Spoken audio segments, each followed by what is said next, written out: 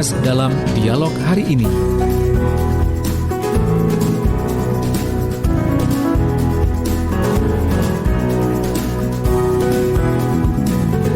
Assalamualaikum warahmatullahi wabarakatuh. Selamat pagi, salam sehat dan salam sejahtera untuk kita semua. Berjumpa kembali dalam program acara Dinamika Jawa Timur.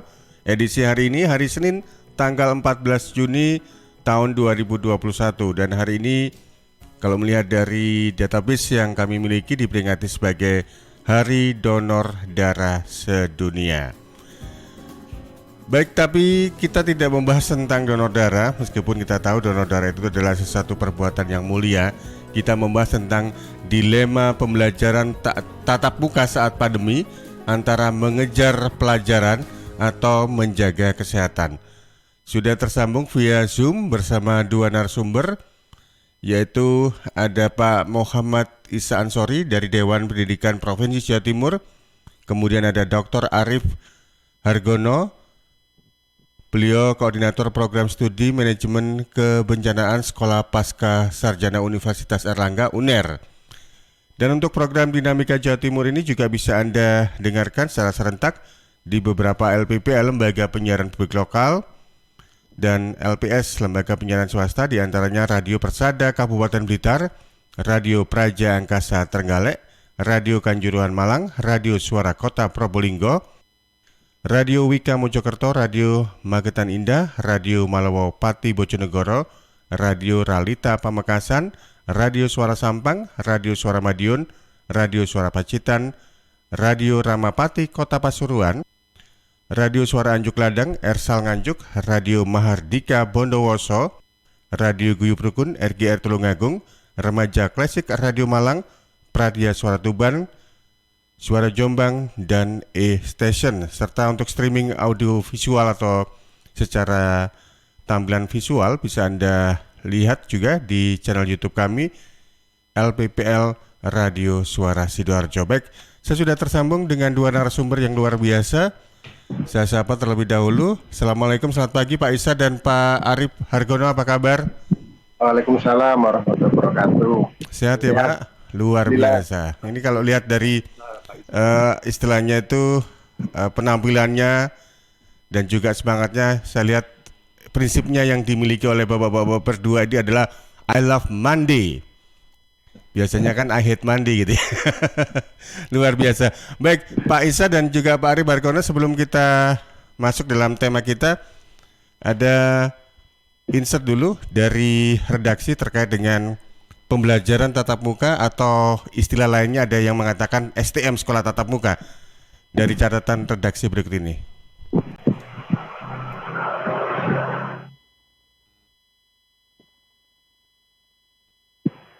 Suara Sidoarjo, lembaga penyiaran publik lokal pemerintah Kabupaten Sidoarjo.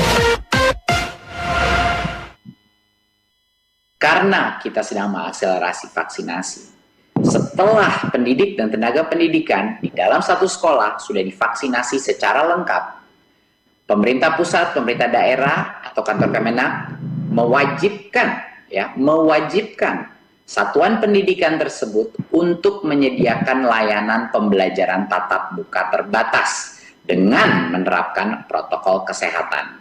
Dan juga masih ada opsi pembelajaran jarak jauh. Kenapa masih harus ada opsi pembelajaran jarak jauh? Karena protokol kesehatannya itu maksimal kapasitasnya 50%. Jadi mau tidak mau, walaupun sudah selesai vaksinasi dan diwajibkan untuk memberikan opsi tatap muka terbatas, tapi masih harus melalui sistem rotasi. Sehingga harus menyediakan dua-dua opsinya, tatap muka dan juga pembelajaran jarak jauh.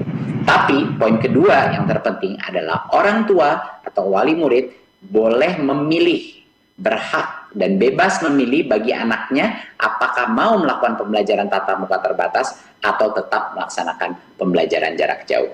Jadinya sekolah setelah guru-guru dan tenaga pendidiknya divaksin itu wajib memberikan pelayanan pembelajaran tatap muka terbatas dengan protokol kesehatan. Tetapi orang tua boleh memilih apakah mereka nyaman mengirim anaknya ke sekolah apa tidak. Jadinya ujung-ujungnya per anak keputusan ini ada di orang tua. Tetapi sekolah yang sudah divaksinasi wajib memberikan opsi tatap muka terbatas pada saat vaksinasinya sudah rampung. bahwa pendidikan tatap muka yang nanti akan dimulai itu harus dijalankan dengan ekstra hati-hati. Tatap mukanya dilakukan tatap muka terbatas. Terbatasnya itu apa?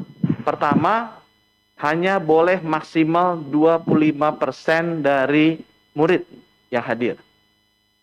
Tidak boleh lebih dari 2 hari seminggu. Jadi seminggu hanya 2 hari boleh melakukan maksimal tatap muka.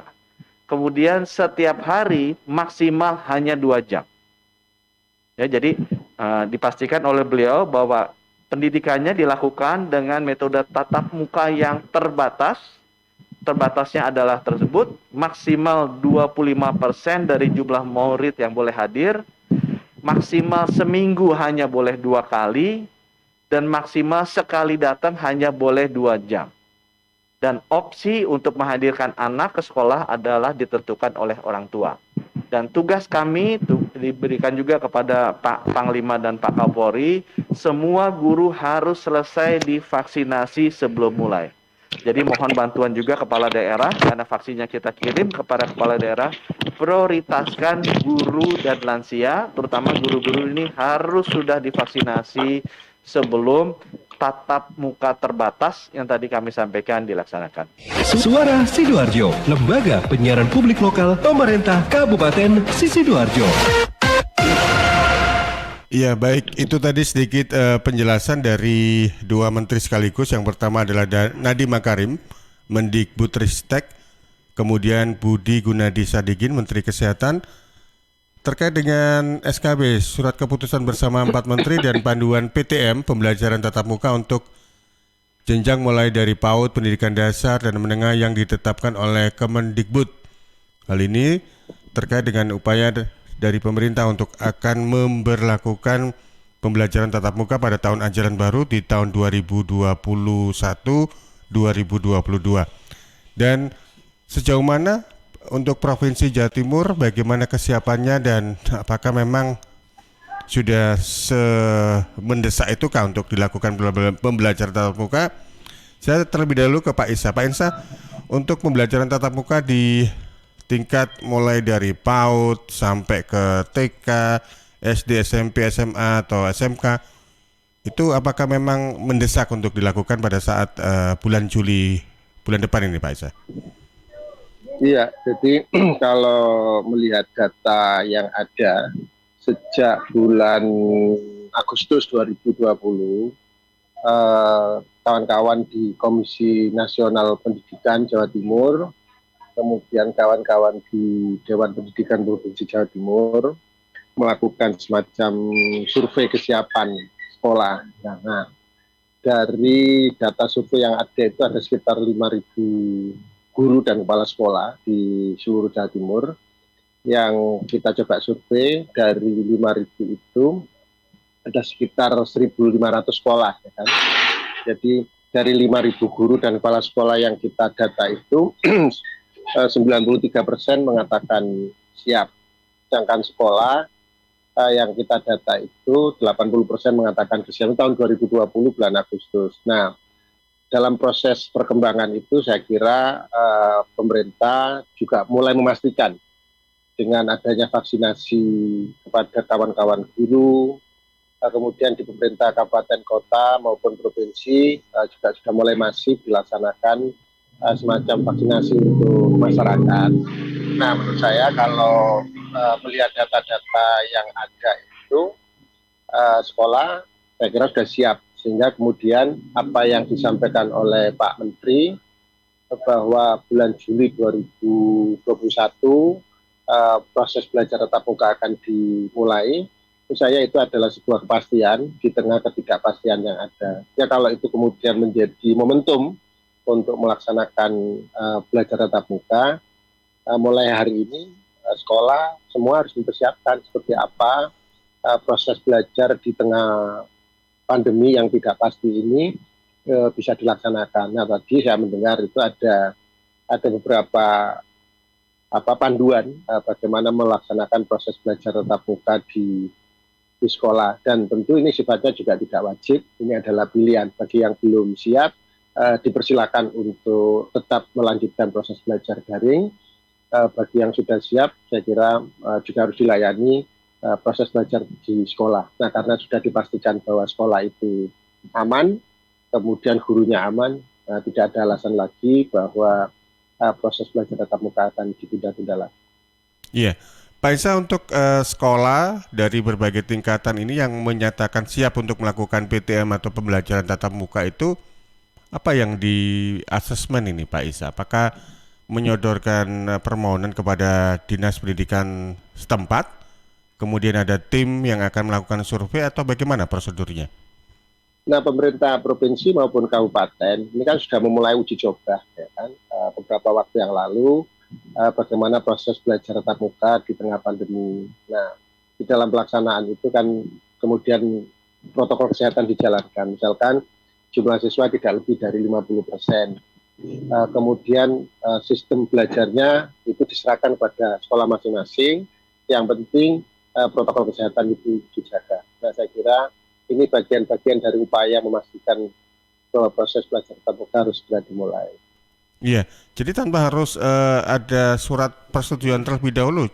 Misalnya misalnya begini.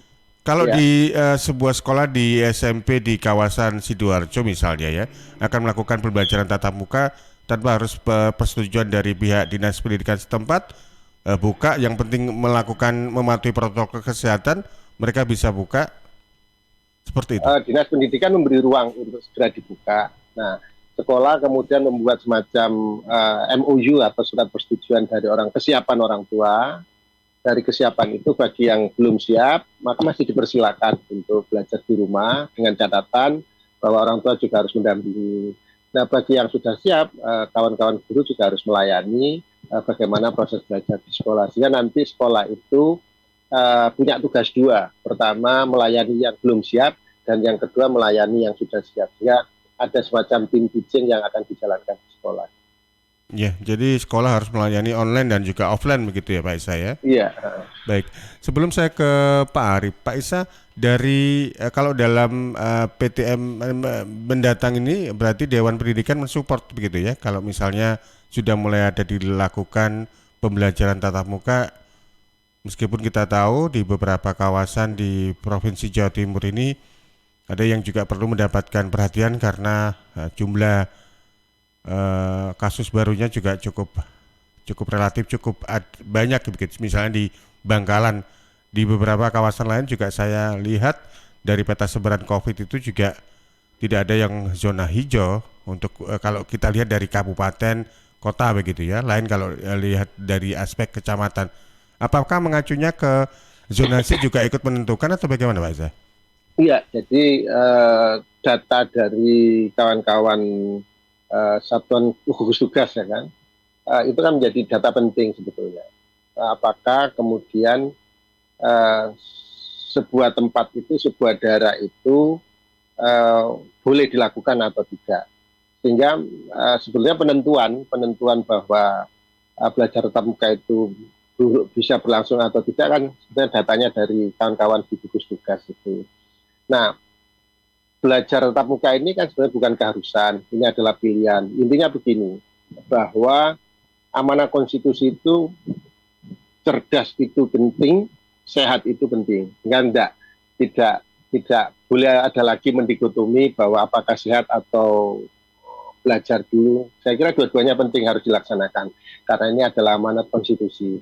Nah, yang perlu kita lakukan itu adalah bagaimana belajar bisa dilakukan, sehat juga bisa dijaga kan begitu. Nah, ini penting. Bagaimana belajar penting, sehat penting. Maka solusinya adalah melaksanakan belajar dengan protokol kesehatan tadi. Nah, di dalam isi protokol kesehatan itu seperti apa saja, saya kira panduannya sudah ada, dan pelaksanaan pada daerah yang boleh itu pun juga harus melalui persetujuan orang tua. Baik, saya bergeser ke Pak Arif. Pak Arif, kalau melihat keinginan dari banyak orang tua sih mungkin ada juga yang pro, ada yang kontra untuk anaknya mulai ikut dalam pembelajaran tatap muka gitu ya. Karena kita tahu pandemi COVID ini kan nggak tahu kapan selesainya. Tapi di sisi lain apa sih yang perlu dipersiapkan bagi pihak sekolah supaya nanti tidak muncul klaster sekolah begitu? Oke, terima kasih Mas Panji. Selamat pagi Pak Isa. Selamat pagi. Selamat pagi. Oke, baik. Ini biasanya saya bicara di sini bicara tentang kebencanaan begitu ya. Sekarang tentang pandemi COVID ya, walaupun memang masih terkait karena pandemi ini juga merupakan salah satu contoh atau salah satu bagian dari bencana non alam begitu ya. Jadi terkait tentang rencana untuk PTM, memang banyak hal yang memang harus kita perhatikan. Pertama tadi juga sudah disampaikan oleh Pak Isa dan Mas Panji bahwa pandemi ini juga masih berlangsung begitu, dan kasusnya juga masih dinamis, selalu kadang naik, kadang turun begitu. Dan di sini kita perlu untuk mencermati data kasus yang ada begitu. Jadi ketika ada perubahan pada kasus, jumlah kasus, nah kita berharap itu juga menjadi pertimbangan bagi kita semua untuk secara bijaksana mengambil suatu kebijakan, mengambil suatu peraturan bagaimana kita bisa menyikapi permasalahan pandemi COVID ini. Jadi memang ketika pandemi COVID itu tempo hari sempat turun begitu ya, sehingga banyak kegiatan, banyak kebijakan bahwa yang ada sedikit kelonggaran untuk melakukan aktivitas-aktivitas. Namun saat ini ya, dengan adanya perkembangan yang baru, setelah kemarin ada kita mendengar informasi kenaikan kasus di beberapa wilayah di Indonesia, termasuk juga di Jawa Timur, saudara kita di Madura begitu ya.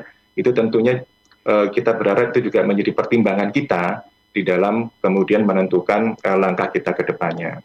Itu yang pertama. Kemudian yang kedua, bagi kita semua juga tentunya bertanggung jawab terhadap protokol kesehatan tadi, baik dari sisi masyarakat maupun dari sisi sekolah. Nah, dari sisi sekolah kita juga berharap bahwa upaya untuk protokol kesehatan itu bukan hanya ada di sekolah saja, tapi juga mulai dari siswa itu berangkat dari rumah ke sekolah, kemudian di sekolahnya itu sendiri, kemudian dari sekolah ke rumah. Jadi upaya untuk protokol kesehatan itu secara komprehensif mulai dari rumah sampai ke rumah lagi. Jadi bukan hanya di sekolah, tapi juga dari rumah ke sekolah. Misalkan siswa itu nanti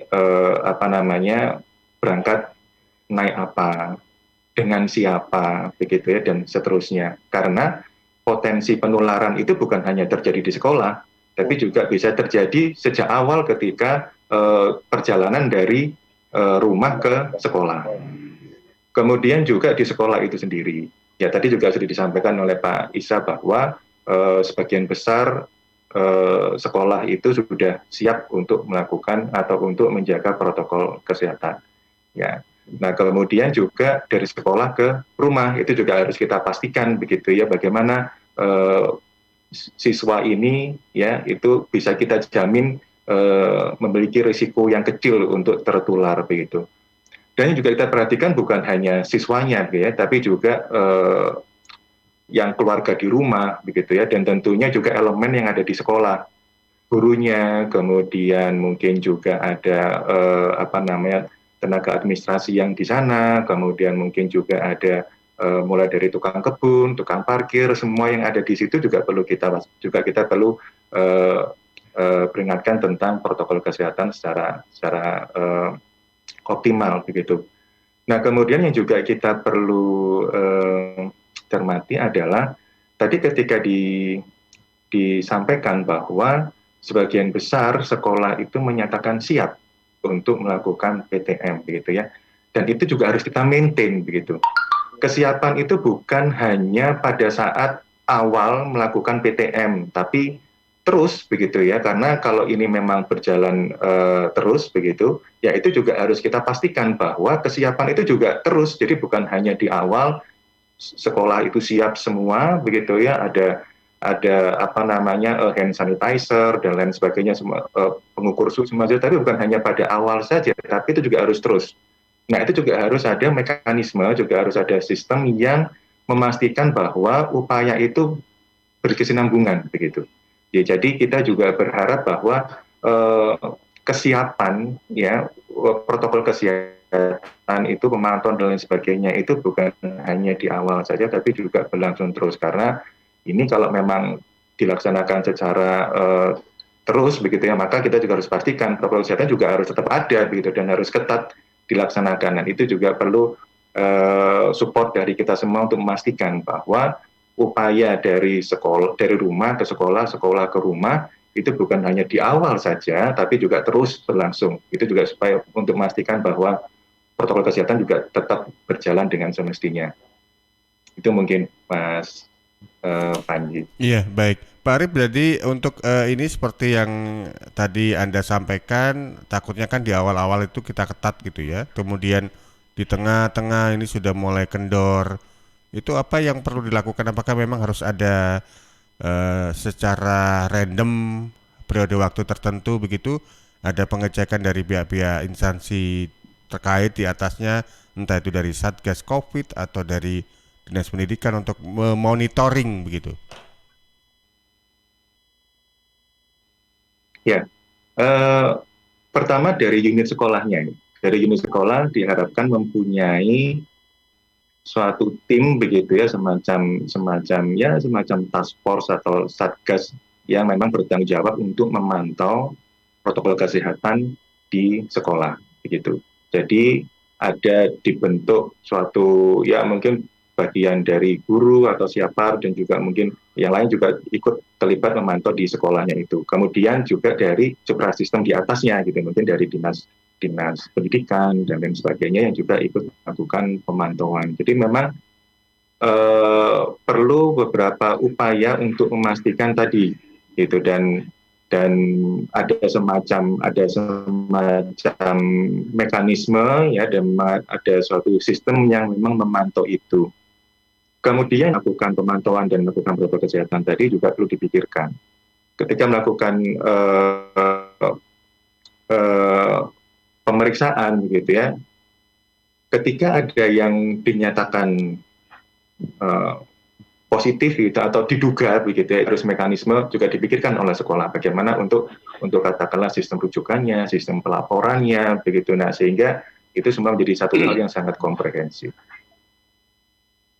Baik, saya coba ke Pak Isa Ansori. Pak Isa, dalam hal ini untuk protapnya bagi pihak sekolah yang akan melakukan pembelajaran tatap muka itu secara umum seperti apa Pak? Misalnya yang disampaikan oleh Pak Arif tadi, misalnya ada yang terpapar COVID, apa yang dilakukan dan bagaimana mitigasinya seperti yang dilakukan untuk sekolah tersebut.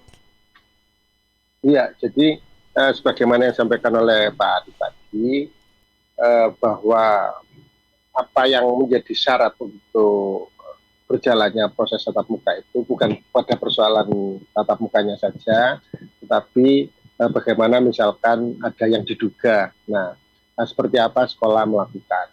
Nah, sekolah ini kan kemudian kerjasama dengan puskesmas terdekat. Ya. Lalu kalau ada gejala-gejala segera dirujuk ke puskesmas terdekat. Itu bagian dari salah satu protap yang harus dijalankan ketika proses belajar tatap dijalankan di sekolah. Nah, yang kedua, kemudian seperti yang disampaikan oleh Pak Ari tadi, anak itu berangkat dengan siapa, kemudian naik apa, itu juga dipastikan. Sehingga itu menjadi data sekolah. Sehingga dalam data yang disebarkan oleh sekolah, itu salah satunya adalah berangkatnya seperti apa. Apakah di antara orang tua, apakah naik angkot, seperti itu. Nah, kalau kemudian dijemput jam berapa, sehingga sekolah itu memberikan jadwal misalnya begini, untuk kelas dengan nomor urut 1 sampai 15 misalkan, proses belajarnya mulai jam 7 sampai jam 11 misalkan. Nah, kelas selanjutnya jam 12.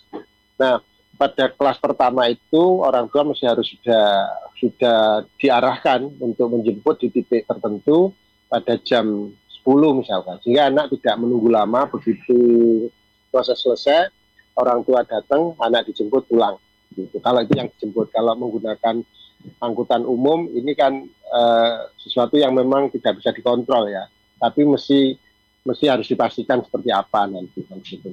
Nah, saya kira bagian-bagian itu menjadi sesuatu yang sudah akan dijalankan oleh sekolah ketika proses belajar tatap muka akan dilakukan nantinya. Ya, Pak Isa, sampai dengan sejauh ini untuk semua guru di Jawa Timur sudah divaksin ya, Pak? Nah, sejauh ini kan tidak semua ya kan. Artinya kemampuan pemerintah juga terbatas dibanding jumlah guru yang ada. Sehingga menurut saya vaksin ini bagian dari cara memastikan bahwa nanti proses belajar tatap muka itu aman.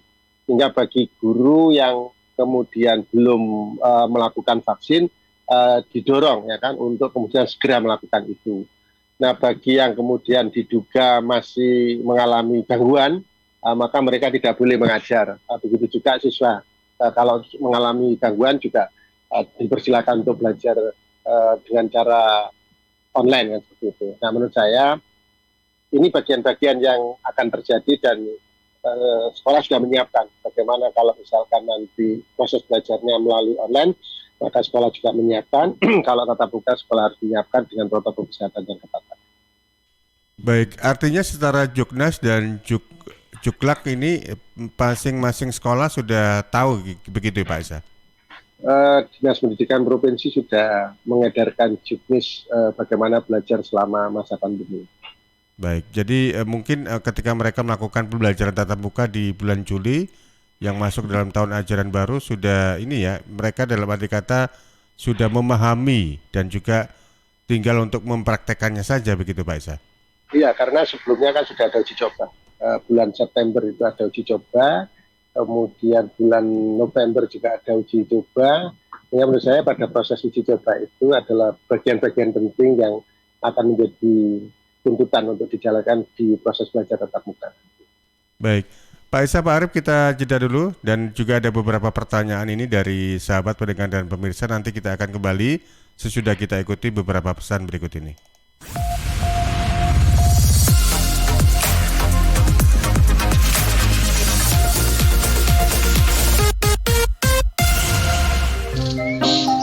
Lihat nih Jeng, Cheers punya kemasan baru 230 ml. Wah, imut ya? Iya dong Jeng, bentuknya yang kecil dan seksi, gampang banget dibawa kemanapun dan kapanpun. Wah iya, bisa muat nih di tas tangan, taruh di kotak makan si adek, dan gampang juga ya dibawa pas jogging. Bener, dan di musim virus kayak gini kita juga harus rutin minum air putih Jeng. Cheers Alkaline ini punya kandungan pH yang tinggi sampai 8,5. Jadi daya tahan tubuh kita lebih terjaga dan melindungi kita dari virus sampai resiko kanker. Nah, buat konsumsi di rumah atau di kantor, ada kemasan galon juga Jeng, yang 20 liter. Untuk pemesanan area Surabaya hubungi kami di telepon 0807 124 3377 atau WhatsApp ke 0877 77 24 3377. Bagi Anda yang ingin bergabung menjadi partner Cheers, bisa hubungi 031 84 95 888. Anda di rumah aja ya, biar kami yang ngantar. Cheers Alkaline Powered 230 ml, seksi, healthy, easy. Untuk wilayah Sidoarjo dan sekitarnya bisa menghubungi Depo Candi di 0821 4225 6646 0821 4225 6646. Panggilan sidang dari Pengadilan Agama Sidoarjo atas nama Alvan bin Busro. Dulu tinggal di Dusun Sangangewu, RT 5 RW 1 Desa Penatar Sewu, Kecamatan Tanggulangin, Sidoarjo. Sekarang tidak diketahui dengan jelas tempat tinggalnya. Kepada Saudara Alvan bin Busro, dimohon hadir di persidangan Pengadilan Agama Sidoarjo, Jalan Hasanuddin nomor 90 Sidoarjo, pada hari ini Senin 14 Juli 2021 jam 9 pagi. Panggilan sidang ini dari Pengadilan Agama Kabupaten Sidoarjo.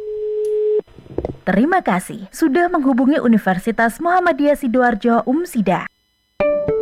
Perguruan tinggi terakreditasi B, berprestasi nasional dan internasional di bidang pendidikan, penelitian, pengabdian masyarakat, dan tata kelola kelembagaan. UMSIDA mempunyai 5 fakultas dan 29 program studi dilengkapi dengan beasiswa, asuransi kesehatan, asrama, unit kegiatan mahasiswa, dan berkesempatan kuliah di luar negeri. Dengan kurikulum Merdeka Belajar Kampus Merdeka, kuliah bisa sambil bekerja, sesuaikan waktu belajar di jam pagi atau sore, dan tentu didampingi dosen berdedikasi tinggi. tinggi. Daftar sekarang di Kampus 1 Umsida, Jalan Mojopahit 666B Sidoarjo, depan RSUD Sidoarjo. WhatsApp PMB di 0877 5222 8200 atau pmb.umsida.ac.id. Batas pendaftaran 31 Agustus 2021. Umsida, dari sini pencerahan bersemi, pilihan tepat generasi hebat.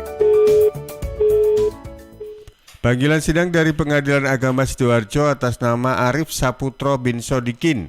Arif Saputro bin Sodikin dulu tinggal di Jalan Kiai Haji Ahmad Dahlan, RT 1 RW 2 Desa Tulangan, Kecamatan Tulangan, Sidoarjo. Sekarang tidak diketahui dengan jelas tempat tinggalnya. Kepada Saudara Arif Saputro bin Sodikin dimohon hadir di persidangan Pengadilan Agama Sidoarjo, Jalan Hasanuddin nomor 90 Sidoarjo pada hari ini Senin 14 Juni 2021 jam 9 pagi. Panggilan sidang ini dari Pengadilan Agama Kabupaten Sidoarjo. Rokok opo iki kok putihan? Ya rokok to, ya murah, ya akeh. Rokok ilegal ki. Masa rokok ilegal iki? Yo ki.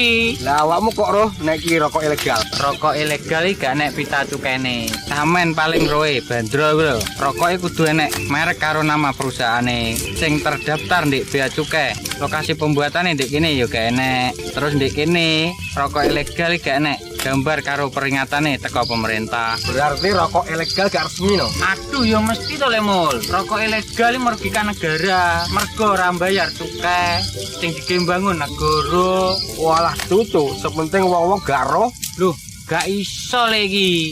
Makane to le, tuku sing pasti-pasti ae. Aja ngawur. Laporkan peredaran rokok ilegal ke kantor Bea Cukai terdekat atau hubungi nomor 1.500 225 1.500 225. Iklan layanan masyarakat ini dipersembahkan Bea Cukai Sidoarjo. Ayo, ngewangi Bea Cukai, berantas rokok ilegal. Bea Cukai Sidoarjo, fokus mengawasi, tulus melayani. Panggilan sidang dari Pengadilan Agama Sidoarjo atas nama Lismindari Lydia Ningrum binti Ngatemin. Lismindari Lydia Ningrum binti Ngatemin dulu tinggal di Dusun Ketajen, RT 3 RW 4 Desa Ketajen, Kecamatan Gedangan, Sidoarjo. Sekarang tidak diketahui dengan jelas tempat tinggalnya. Kepada Saudari Lismindari Lydia Ningrum binti Ngatemin dimohon hadir di persidangan Pengadilan Agama Sidoarjo, Jalan Hasanuddin nomor 90 Sidoarjo pada hari ini Senin 14 Juni 2021 jam 9 pagi. Panggilan sidang ini dari Pengadilan Agama Kabupaten Sidoarjo. Tisu, masker, hand sanitizer, apalagi ya? Situ mau kerja atau mau camping sih? Kayak mau naik gunung aja. Hello, selama ini kemana aja? Ini yang perlu disiapin buat adaptasi kebiasaan baru alias new normal. Sekarang ini kita kudu dan harus terbiasa dengan kebiasaan hidup sehat, bersih, sesuai protokol kesehatan. Saat ini kita dalam perubahan pola hidup dalam situasi pandemi COVID-19. Jadi kita perlu melaksanakan adaptasi kebiasaan baru atau protokol kesehatan dalam kegiatan sehari-hari. Jangan lupa pakai masker, tetap jaga jarak, sering cuci tangan pakai sabun dengan air mengalir. Sediakan hand sanitizer kemana-mana. Kalau flu, di rumah saja. Nggak perlu bersalaman, say hello saja. Kalau nyampe di rumah, langsung mandi. Gunakan uang elektronik. Kalau naik kendaraan umum, jaga jarak. Balita atau lansia di rumah saja. Ayo menuju new normal dengan melaksanakan protokol kesehatan dan menerapkan adaptasi kebiasaan baru. Hei, udah jam berapa nih? Kebiasaan telat juga masuk new normal ya? Ada yang kurang satu, uang sakunya belum. Iklan layanan masyarakat ini persembahan Dinas Kesehatan Kabupaten Sidoarjo. Sahabat BP Jam Sostek memberikan perlindungan khusus untuk pedagang, petani, driver online, wira swasta, buruh harian lepas, dan pekerja mandiri lainnya. Kerja tenang mergo ono perlindungan, iuran rutin hanya Rp36.800 per bulan, manfaat iuran pengobatan dan perawatan tanpa batas, santunan kematian Rp70 juta, meninggal dunia karena kecelakaan kerja, santunan kematian Rp42 juta, meninggal dunia karena kecelakaan kerja, dan masih ada perlindungan lainnya. Untuk info lebih lanjut hubungi 031 894 55924. 894-55924. Informasi ini dipersembahkan oleh BP Jam Sostek Sidoarjo.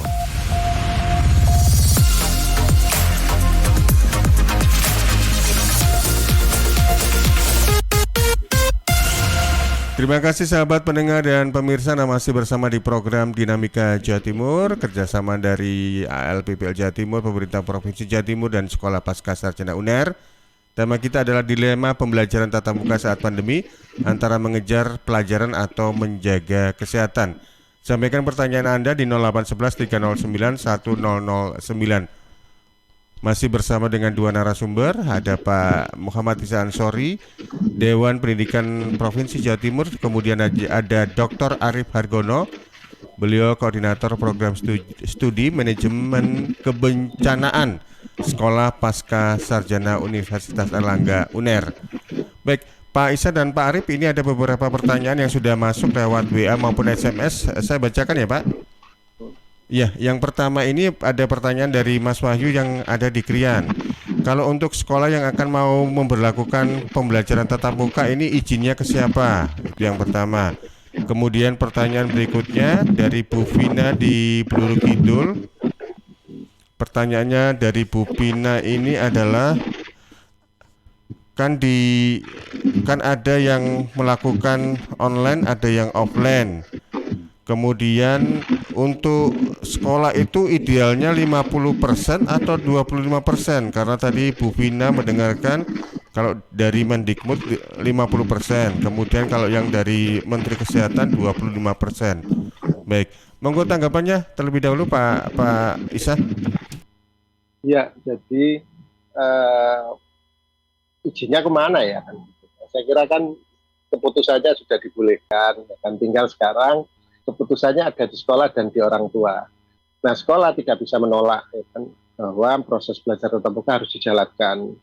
Nah, sekarang keputusan terakhirnya ada di orang tua. Maka melalui surat yang diedarkan oleh sekolah, orang tua bisa mengisi misalkan siap menjalankan proses belajar tatap muka dengan protokol kesehatan. Nah, protokol kesehatan seperti apa? Tadi yang disampaikan oleh Pak Arif tadi, di rumah protokol kesehatannya juga harus dijaga, di sekolah juga harus dijaga, kemudian dari sekolah ke rumah juga masih harus kemudian juga dijaga dan dijalankan secara baik. Nah, saya kira keputusan terakhirnya adalah di orang tua. Nah, berkaitan dengan berapa persen jumlah siswa, rentangnya antara 25 sampai 50 tadi. Nah, itu pun kemudian di sekolah dilihat seperti apa. Itu per kelas atau bagaimana, Pak? Atau per sekolah? Per sekolah. Tetapi kan itu kan juga berarti bahwa satu kelasnya bisa menjadi 25%, 50%, sampai 50% kan. Ya, kalau misalkan jumlahnya siswanya itu 300, maka bisa teknisnya bisa begini, satu hari itu 150 anak, besoknya 150 anak lagi, atau jam 7 sampai jam 10 150 anak, kemudian jam 11 sampai jam 2 150 anak. Nah, teknisnya diserahkan ke sekolah masing-masing seperti apa. Intinya bahwa proses belajar dijalankan dengan mematuhi protokol kesehatan. Nah, protokol kesehatannya seperti apa? Dari rumah sampai sekolah itu datanya sudah didapatkan oleh sekolah, sehingga sekolah kemudian siap melakukan proses-proses ketika dilakukan di sekolah tadi.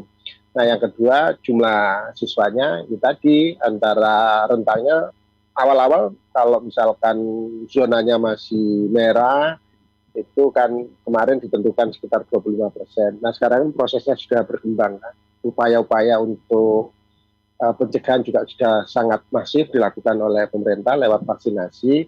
Nah, menurut saya rentang 25 sampai 50 itu menjadi sebuah ketentuan yang diberikan oleh pusat. Sementara kemudian teknisnya seperti apa, sekolah bisa memilih 25, apakah memilih 25%, apakah memilih 30%, atau memilih 50% itu diserahkan kepada sekolah masing-masing. Ya, baik. Pak Isa, yang menarik dari apa yang tadi Anda sampaikan, kalau guru yang belum divaksin, karena guru ini masih belum sepenuhnya divaksin begitu Pak ya. Tapi di sisi lain kalau di sekolah-sekolah tertentu misalnya yang jumlah gurunya terbatas, itu apabila memang belum divaksin, apakah memang masih perlu ditunda lagi untuk pembelajaran tatap muka? Proses belajar tatap mukanya harus dijalankan. Tetap begitu ya? Memang ini ketentuan yang sudah diberikan oleh pemerintah pusat di tengah sebagian besar orang tua itu sudah menginginkan proses belajar tatap muka dijalankan. Sehingga mau tidak mau, suka tidak suka, maka tenaga pendidikan mesti harus dipastikan sehat dulu. Nah, memastikan sehat dulu itu di beberapa pemerintah kabupaten kota memberikan semacam privilege ya kepada kawan-kawan guru untuk segera dilakukan vaksinasi. Saya kira di beberapa tempat juga akan begitu, sehingga nanti pada proses belajar tatap muka itu orang tua merasa nyaman ketika melepaskan anak-anaknya di sekolah. Ya, baik. Sebelum saya ke Pak Arif, ini ada pertanyaan atau opini juga ini dari satu di antara sahabat pendengar pemirsa yang berkomentar lewat sosial media Suara Sidoarjo. Yang satu di antara wali murid ini atau orang tua murid ini sangat setuju dengan pembelajaran tatap muka yang akan dilakukan pada bulan Juli, karena kalau terlalu lama tidak melakukan pembelajaran tatap muka akan berdampak negatif pada anak didik. Kemudian banyak sebagian dari para guru, murid dan orang tua yang sudah mulai jenuh bahkan stres.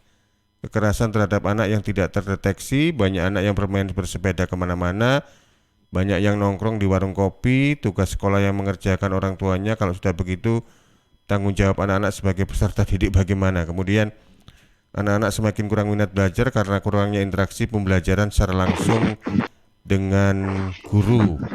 Itu pendapat atau juga komentar dari Bu Yulia ya lewat sosial media kami di LPPL Suara Sidoarjo. Baik, saya coba cek ke redaksi, ada pertanyaan. Baik, saya ke Pak Arif. Pak Arif, kalau melihat dari memang seperti yang disampaikan oleh Pak Isa Ansori tadi, bahwasanya ini kan siap tidak siap dalam arti kata untuk bulan Juli sekolah sudah harus melakukan pembelajaran tatap muka gitu ya. Tapi dengan kondisi yang tiap-tiap sekolah itu kan berbeda ya Pak Arif ya. Ada yang sekolah yang bisa dikatakan sarana dan prasarana, kemudian infrastrukturnya itu sudah sedemikian baiknya, bagusnya. Tapi di sisi lain kalau di kawasan daerah atau desa terpencil itu kan kadang sekolah itu kan juga tidak istilahnya kalau diperbandingkan kan ya kalah jauh gitu ya. Kalau dengan kondisi seperti ini, apa ini pendapat Anda ini Pak saran dan juga masukan Anda ini Pak Arif? Terima kasih. Jadi memang tadi pertama data itu penting ya, data kasus itu penting, itu juga menjadi pertimbangan di dalam membuka sekolah atau membuka PTM tadi. Nah, untuk pembukaan PTM juga tentunya harus mempertimbangkan kesiapan sekolah dan kesiapan SDM tentunya tadi yang sudah disampaikan oleh Pak Isa begitu. Dari tenaga pendidik atau dari guru yang ada di sekolah itu. Tadi satu, apakah sudah dilakukan mendapatkan vaksin atau belum begitu. Kemudian juga ada beberapa hal yang juga perlu dipertimbangkan. Selain itu, selain vaksin, apakah guru atau pendidik itu juga memiliki penyakit komorbid, ya? Atau mungkin juga ada permasalahan-permasalahan lain yang berpotensi terjadinya penularan. Nah, itu juga menjadi pertimbangan di dalam memilih guru siapa nanti yang katakanlah ada yang bisa bekerja di sekolah, ya WFO, ya, atau bekerja di rumah. Karena tadi tetap ada pilihan, siswa ada pilihan, dia bisa melakukan PTM datang ke sekolah atau mungkin juga melakukan online. Nah itu mekanisme itu juga harus dipikirkan oleh pihak sekolah. Jadi kalau misalkan ada guru yang mungkin belum vaksin atau ada penyakit penyerta atau komorbid yang berpotensi untuk tertular atau memiliki risiko tinggi untuk tertular COVID, ya mungkin dia mendapatkan beban tugas untuk memberikan proses pembelajaran yang ada di rumah secara online. Sementara yang sudah vaksin, kemudian mungkin juga dari sisi usia, kemudian tidak ada komorbid dan sebagainya, risikonya rendah, ya, dan dalam kondisi yang sehat, dia bisa bekerja di sekolah, ya, dia memberikan layanan untuk melakukan PTM. Nah, itu dari sisi gurunya. Begitu juga dari sisi ruangan, fasilitas begitu ya. Tadi Mas Isa juga menyampaikan, Mas Panji juga menyampaikan bahwa fasilitas sekolah itu berbeda gitu. Mungkin ada yang sekolah yang sudah fasilitasnya juga bagus, kemudian ada yang masih cukup dan kurang dan sebagainya. Tentunya itu juga jadi pertimbangan begitu. Ruang kelas, tadi juga termasuk menjawab yang pertanyaan dari Bu Vivi tadi ya. 25-50% itu untuk batas maksimal untuk satu ruangan, bukan satu sekolah. Jadi satu ruangan itu maksimalnya terisi oleh 50% kapasitas secara penuh. Jadi kalau misalkan satu ruangan kelas itu bisa menampung katakanlah 50 siswa, maka maksimal terisi oleh 25. Itu termasuk gurunya, bukan hanya siswanya. Ya, jadi 50% itu adalah orang yang ada di ruangan itu, begitu. Jadi bukan hanya siswanya, tapi semua. Kalau ada gurunya 2 ya berarti ya sisanya siswanya gitu 50%, 25-50%. Nah, selain kapasitas itu juga perlu dipertimbangkan adalah fasilitas misalkan jendela ya terbuka, jadi supaya sinar matahari masuk, udara juga sirkulasi udara juga baik begitu. Kemudian juga ruangan memungkinkan untuk melakukan physical distancing begitu. Jadi selain 50% juga dipertimbangkan, dipikirkan jarak tadi antar siswa duduknya tadi begitu. Kemudian juga siswa dengan gurunya itu juga harus dipertimbangkan. Jadi banyak hal ya yang harus kita siapkan, yang kita pertimbangkan dalam melaksanakan PTM ini begitu. Selain tadi yang tadi SOP dan lain sebagainya, ya kesiapan lingkungan, kemudian kesulitan fasilitas begitu, kemudian juga dari tenaga pendidiknya gitu ya, termasuk juga sekolah juga harus memikirkan melakukan seleksi terhadap siswa tadi, misalkan rotasi begitu, kemudian juga memberikan pertimbangan atau memberikan pilihan siapa siswa yang boleh melakukan PTM ya, sekolah PTM di sekolah atau yang ada di rumah gitu. Nah, itu juga harus terus dilakukan kajian, pemilihan, seleksi dari sekolah untuk menentukan itu begitu. Iya, di sisi lain begini Pak Arief, mungkin ada kekhawatiran juga bagi sebagian orang yang ketika mungkin anak-anak kita begitu ya, ketika ada yang sekolah online, ada yang sekolah offline, takutnya itu nanti mereka menyerapnya akan berbeda. Dalam arti kata ketika berinteraksi langsung dengan guru atau via daring itu kan mungkin pemahaman anak akan mengalami perbedaan, mungkin seperti itu. Kalau Anda melihatnya, apakah akan terjadi miss atau istilahnya itu kesenjangan begitu ya? Ya, kemungkinan itu ada, Mas Panji. Itulah mengapa inovasi pembelajaran itu sangat penting begitu ya. Inovasi pembelajaran sangat penting. Kemudian juga sekarang juga ada banyak metode pembelajaran ya, ada yang e-learning, kemudian blended learning begitu ya, yang kita berharap kita pun juga pendidik begitu ya, itu juga melakukan inovasi, melakukan kreativitas untuk bagaimana mengembangkan suatu metode pembelajaran yang sangat efektif di era pandemi ini. Itu yang pertama. Kemudian yang kedua adalah pemilihan materi atau materi pembelajaran yang mungkin kalau dilakukan secara online itu kurang begitu efektif begitu ya, karena misalkan ada mata kuliah praktikum gitu ya, yang akan lebih efektif jika dilakukan secara offline. Nah, itu juga yang harus kita pikirkan gitu. Dan tentunya ketika dilakukan secara offline pun di sekolah tadi protokol kesehatan pun juga tetap kita jaga begitu. Jadi memang potensi itu ada, Mas Panji. Jadi itu kita dituntut untuk melakukan inovasi pembelajaran supaya kita bisa memberikan materi pembelajaran secara optimal begitu. Iya, saya yakin ini sahabat-sahabat bapak-bapak yang ada di Dewan Pendidikan juga pasti akan istilahnya memahami dengan kondisi seperti ini gitu ya.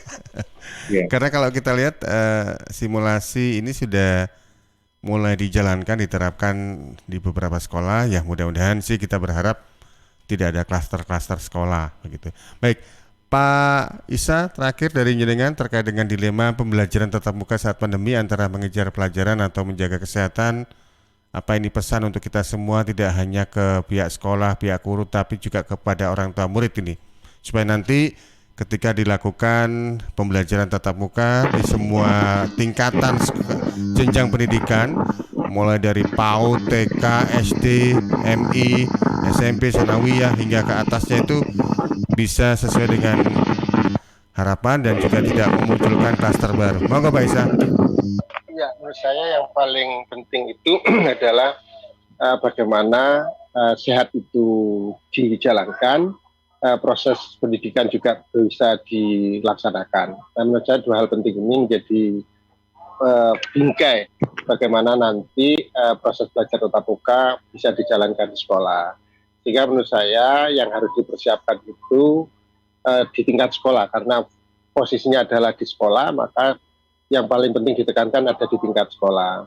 Bagaimana sekolah mempersiapkan itu semua. Saya kira proses berjalan selama 1 tahun, kita semua bisa belajar bagaimana menjalankan protokol kesehatan secara bagus itu di lapangan seperti apa, dan khususnya di sekolah.